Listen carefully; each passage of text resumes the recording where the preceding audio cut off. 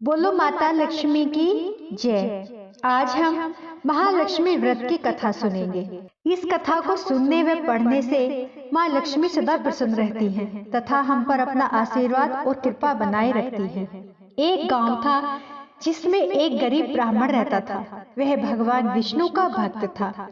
वह नियमित रूप से विष्णु जी की पूजा करता था। एक बार श्री हरि ने उस ब्राह्मण की पूजा से प्रसन्न होकर उसे वर मांगने को कहा। तब ब्राह्मण ने महालक्ष्मी का निवास अपने घर में हो ऐसा वर मांगा। यह सुनकर विष्णु जी ने लक्ष्मी जी की प्राप्ति का मार्ग ब्राह्मण को बताया। विष्णु जी ने कहा कि मंदिर के सामने एक स्त्री आती है जो यहाँ आकर उपले थेपती है, उसे अपने घर आने का निमंत्रण दो। वह धन की देवी है। जब लक्ष्मी जी तुम्हारे घर आएंगी तो तुम्हारा घर धन धान्य से भर जाएगा। इतना कहकर विष्णु जी अंतर ध्यान हो गए। अगले दिन सुबह 4 बजे से ही ब्राह्मण मंदिर के सामने बैठ गया। कुछ ही देर बाद लक्ष्मी जी उपले थेपने वहां आई। ब्राह्मण ने उनसे अपने घर आने का निवेदन किया। यह सुनकर लक्ष्मी जी समझ गई कि विष्णु जी ने इसे यह सब कहा है। तब उन्होंने ब्राह्मण से कहा कि तुम महालक्ष्मी व्रत करो। यह व्रत 16 दिनों तक करने के बाद 16वें दिन रात को चंद्रमा को अर्घ्य देने के बाद ही पूर्ण होता है तथा इसी से तुम्हारा मनोरथ पूर्ण होगा। ब्राह्मण ने वैसा ही किया जैसे महालक्ष्मी ने बताया था। इसके बाद लक्ष्मी जी की पूजा कर ब्राह्मण ने देवी को उत्तर दिशा की ओर मुंह करके पुकारा। उसकी तपस्या से प्रसन्न होकर माँ ने अपना वचन पूरा किया। तब से ही यह व्रत पूरी श्रद्धा से किया जाता है। ऐसा करने से व्यक्ति को माँ का आशीर्वाद प्राप्त होता है। हे माँ लक्ष्मी, जैसे आप ब्राह्मण पर प्रसन्न हुई वैसे ही इस कथा को कहते सुनते हुंकारा भरते उन सब पर प्रसन्न होना। जो इस व्रत को श्रद्धा से करे उस पर सदा अपनी कृपा बनाए रखना। बोलो माँ लक्ष्मी की जय। अब हम महालक्ष्मी व्रत की दूसरी कथा सुनेंगे। एक समय महर्षि श्री वेदव्यास जी हस्तिनापुर पधारे। उनका आगमन सुनकर महाराज धृतराष्ट्र उनको आदर सहित राजमहल में ले गए। स्वर्ण सिंहासन पर विराजमान कर चरणोदक से ले उनका पूजन किया। स्वर्ण सिंहासन पर विराजमान कर चरणोदक ले उनका पूजन किया।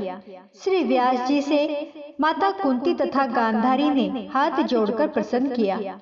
हे महामुने, आप त्रिकालदर्शी हैं, अतः आपसे हमारी प्रार्थना है कि आप हमको कोई ऐसा सरल व्रत व पूजन बताएं जिससे हमारा राज्य, लक्ष्मी, सुख संपत्ति, पुत्र पौत्र आदि से परिवार में सुखी रहे। इतना सुन श्री वेदव्यास जी कहने लगे, हम एक ऐसे व्रत का पूजन व वर्णन कहते हैं जिससे सदा लक्ष्मी जी का निवास होकर सुख समृद्धि की वृद्धि होती है। यह श्री महालक्ष्मी जी का व्रत जिसे प्रतिवर्ष अश्विन मास कृष्ण अष्टमी को विधिवत किया जाता है। हे महामुने, इस व्रत की विधि हमें विस्तार पूर्वक बताने की कृपा करें। तब व्यास जी बोले, हे देवी, यह व्रत भाद्रपद शुक्ल अष्टमी से प्रारंभ किया जाता है। इस दिन स्नान करके 16 सूत के धागों का डोरा बनाए, उसमें 16 गांठें लगाए, हल्दी से पीला करें। प्रतिदिन 16 दूब व 16 गेहूं के दाने को चढ़ाएं।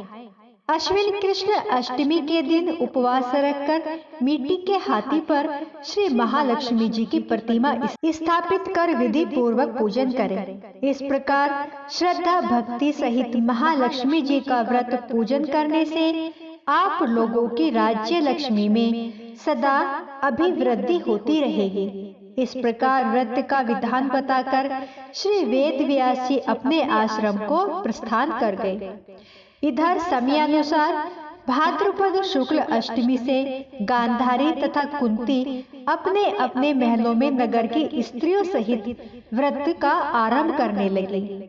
इस प्रकार 15 दिन बीत गए। 16वें दिन अश्विन कृष्ण अष्टमी के दिन गांधारी ने नगर की सभी प्रतिष्ठित महिलाओं को पूजन के लिए अपने महल में बुलवा लिया। माता कुंती के यहाँ कोई भी महिला पूजन के लिए नहीं आई। साथ ही माता कुंती को भी गांधारी ने ही बुलाया। ऐसा करने से माता कुंती ने अपना बड़ा अपमान समझा। उन्होंने पूजन की कोई तैयारी नहीं की। वह उदास होकर बैठ गई। जब पांचों पांडव माता कुंती के पास गए और उन्होंने माता कुंती को उदास देखा तो उनसे पूछा, हे माता, आप इस प्रकार उदास क्यों हैं? आपने पूजन की तैयारी क्यों नहीं की? तब माता कुंती ने कहा, हे पुत्र, आज महालक्ष्मी जी के व्रत का उत्सव गांधारी के महल में मनाया जा रहा है। उधर उन्होंने नगर की समस्त महिलाओं को बुला लिया है। उसके 100 पुत्रों ने मिट्टी का एक विशाल हाथी बनाया, जिस कारण सभी महिलाएं उस बड़े हाथी का पूजन करने के लिए गांधारी के यहाँ चली गई, लेकिन मेरे यहाँ नहीं आई। यह सुनकर अर्जुन ने कहा, हे माता, आप पूजन की तैयारी करें और नगर में बुलावा लगवा दे कि हमारे यहाँ स्वर्ग से ऐरावत हाथी की पूजन होगी।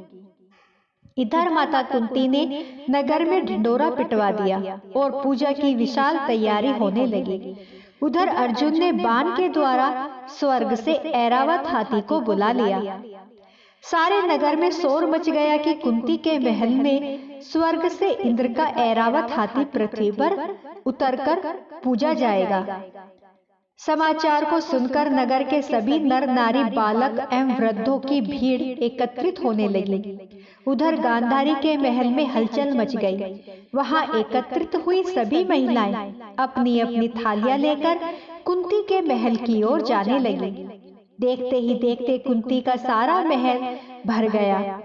माता कुंती ने ऐरावत को खड़ा करने हेतु अनेक रंगों के चौक पुरवाकर नवीन रेशमी वस्त्र बिछवा दिए।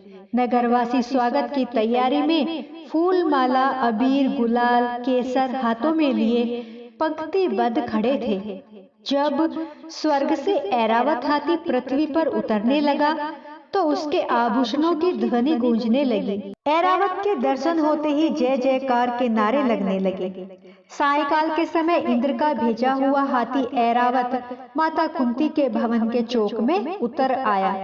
तब सब नर नारियों ने पुष्प माला, अबीर, गुलाल, केसर आदि सुगंधित पदार्थ चढ़ाकर उसका स्वागत किया। राज्य पुरोहित द्वारा ऐरावत पर महालक्ष्मी जी की मूर्ति स्थापित करके वेद मंत्रों उच्चारण द्वारा पूजन किया गया। नगर वासियों ने भी महालक्ष्मी पूजन किया। फिर अनेक प्रकार के पकवान लेकर ऐरावत को खिलाए और यमुना का जल उसे पिलाया गया। राज्य पुरोहित द्वारा स्वस्ति वाचन करके महिलाओं द्वारा महालक्ष्मी का पूजन कराया गया। 16 गांठों वाला डोरा लक्ष्मी जी को चढ़ाकर अपने अपने हाथों में बांध लिया। ब्राह्मणों को भोजन कराया गया। दक्षिणा के रूप में स्वर्ण आभूषण, वस्त्र आदि दिए गए। इसके पश्चात महिलाओं ने मिलकर मधुर संगीत, भजन, कीर्तन और संपूर्ण रात्रि महालक्ष्मी व्रत का जागरण किया। दूसरे दिन प्रातः राज्य पुरोहित द्वारा वेद मंत्रोच्चारण के साथ जलाशय में महालक्ष्मी जी की मूर्ति का विसर्जन किया गया। फिर ऐरावत को विदा करके इंद्रलोक को भेजा गया। इस प्रकार जो स्त्रियां श्री लक्ष्मी जी का विधि पूर्वक व्रत एवं पूजन करती हैं, उनके घर धन धान्य से पूर्ण रहते हैं तथा उनके घर में महालक्ष्मी जी सदा निवास करती हैं। इसी तरह से महालक्ष्मी जी की यह स्तुति अवश्य बोलनी चाहिए। महालक्ष्मी नमस्तुभ्ये नमस्तुभ्ये सुरेश्वरी, हरि प्रिय नमस्तुभ्ये नमस्तुभ्ये दयानिधे। बोलो महालक्ष्मी की जय। हे महालक्ष्मी, सदा अपनी कृपा और दया इस कथा को कहते सुनते हुंकारा भरते सब पर करना, सबका घर धन धान्य से परिपूर्ण करना। बोलो माँ लक्ष्मी की जय। तो दोस्तों, ये हमारी महालक्ष्मी व्रत की कथाएं समाप्त होती हैं। मेरी वीडियो आपको पसंद आई हो तो प्लीज दोस्तों लाइक, सब्सक्राइब, शेयर जरूर करें। जय माँ लक्ष्मी, जय श्री कृष्णा।